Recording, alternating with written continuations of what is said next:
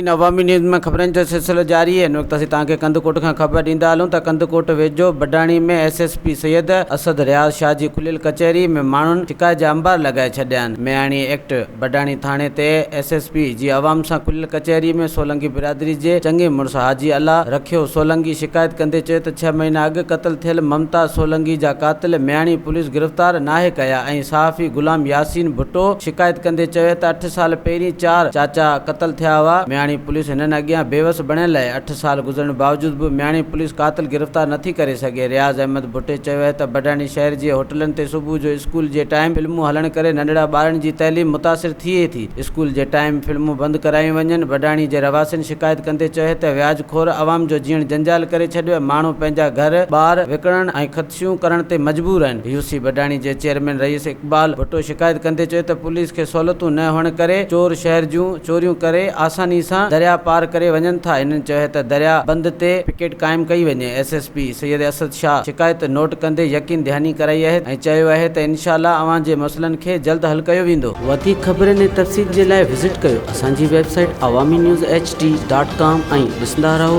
Awami news HD।